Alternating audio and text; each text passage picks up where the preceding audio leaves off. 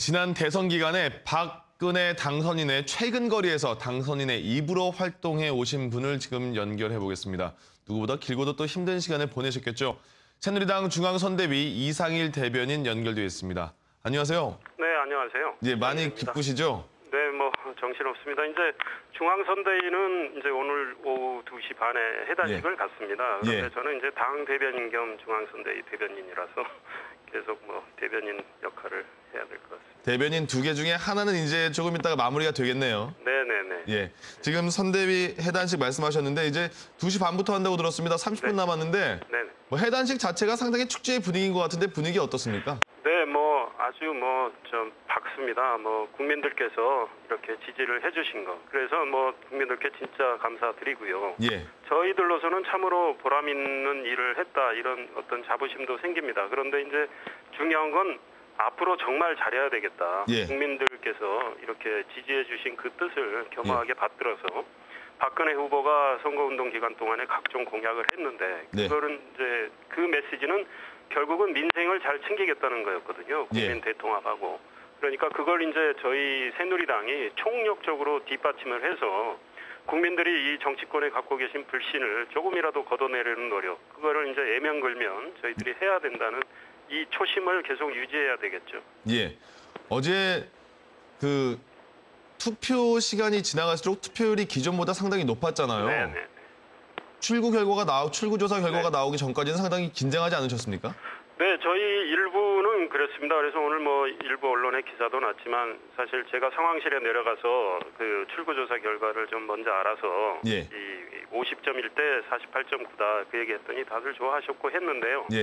저는 제가 어제 한 방송 출연에서도 그랬고 기자실에서도 그랬습니다. 오후 서너 시에도 다들 불안하고 기자들도 어떻게 되는 거냐 물어봤을 때 저는 1대1 대결 구도였고 양 진영이 지금 전부 결속이 된 상황인데 결국은 응집력에서 승부가 난다.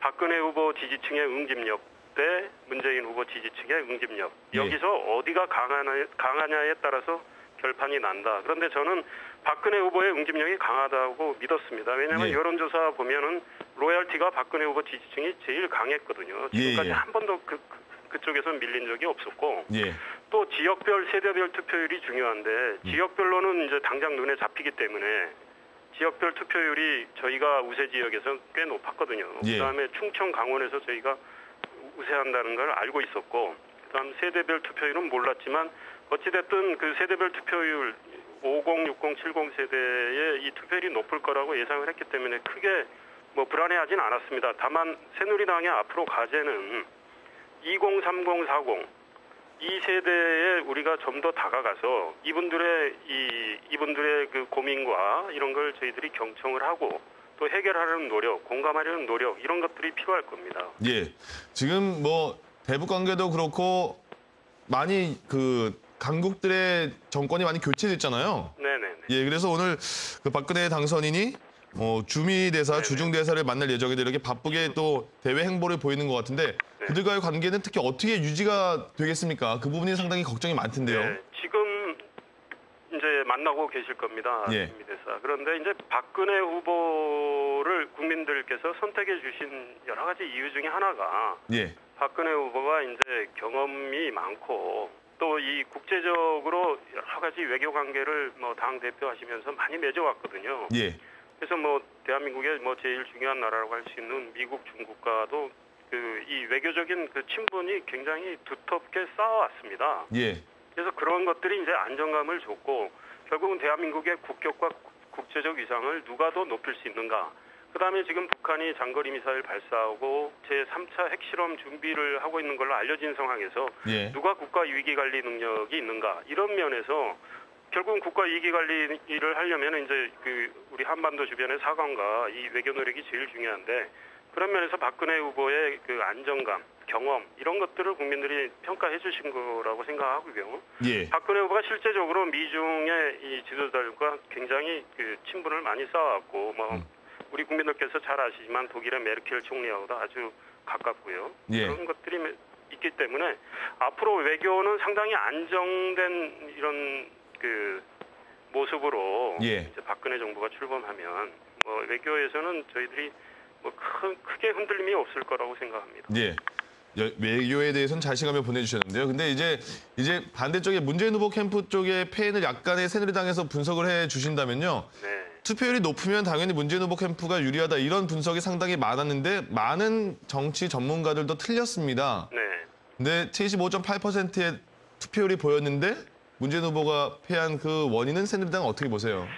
이제 결국 아까 말씀드린 응집력의 차이인데요. 저는 이제 구도는 선거에서 중요한 게 이제 중요한 변수가 있습니다. 첫째는 뭐 구도라고 그러고, 둘째는 저는 그거보다 구도보다 더 중요하다고 생각하는 게 결국 후보의 경쟁력, 후보의 매력입니다.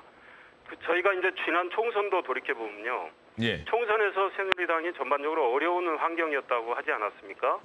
저희들이 질 걸로 많이 예상이 했는데 이겼지 않습니까? 그런 건 저 지역별로 좋은 후보를 많이 냈기 때문입니다. 그러니까 이 소위 말해서 환경이 어렵다고 해도 좋은 후보가 나오면 그걸 극복할 수 있다는 거죠. 박근혜 후보 결국은 이 대한민국의 미래를 누가 잘 책임질 수 있나, 국가 위기 관련 능력이 누가 더 제대로 갖고 있나, 국격을 누가 올릴 건가, 이런 청년의 일자리는 누가 더 창출할 건가, 이런 모든 종합적인 측면에서 박근혜 후보가 여러 가지 15년 동안 보여주신 그 이제 경험이 있고, 그 다음에 이분이 약속을 지키는 이 신뢰의 정신이란 브랜드가 있었거든요. 그래서 박근혜 후보는 민생을 줄기차게 얘기를 하셨어요. 이런 진정성을 국민들이 저는 이해해 주셨기 때문에 이번에 승리할 수 있었다고 생각합니다. 이제 인수위 구성을 또 해야 되잖아요. 네. 인수위 구성은 어떻게 짜놓고 있습니까?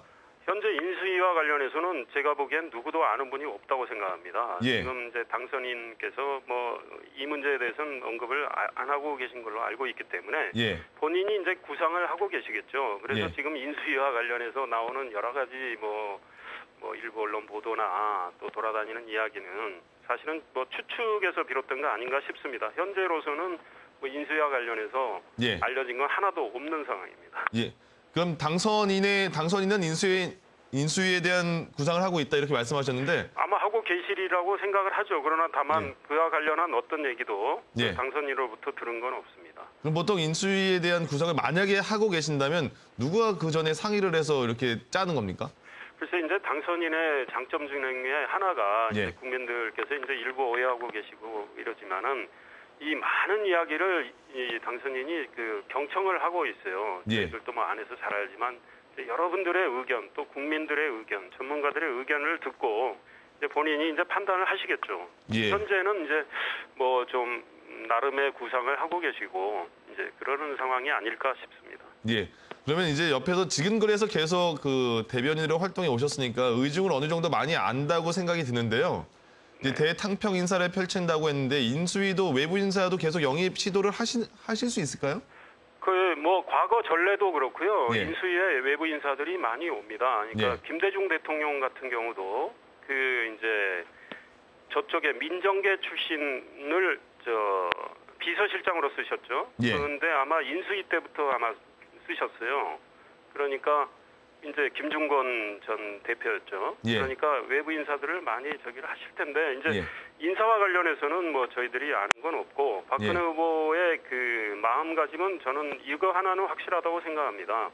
국민 대통합 매우 중요하다. 이번 선거가 또 이 1대1 구도에서 대립과 갈등 분열된 상황이었기 때문에 또 이거를 통합과 화합을 해야 되거든요.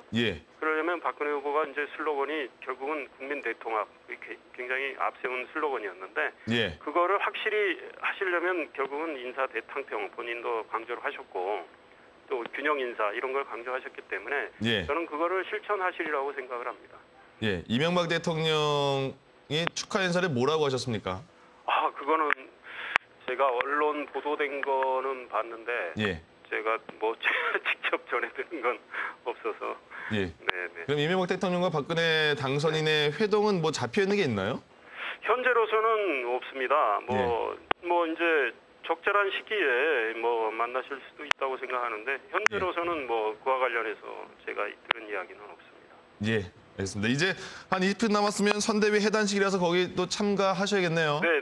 지금. 알겠습니다. 어쨌든 축하드리고요. 앞으로 좋은 정치 부탁드리겠습니다. 감사합니다. 지금까지 새누리당 중앙선대위 이상희 대변인과 함께했습니다.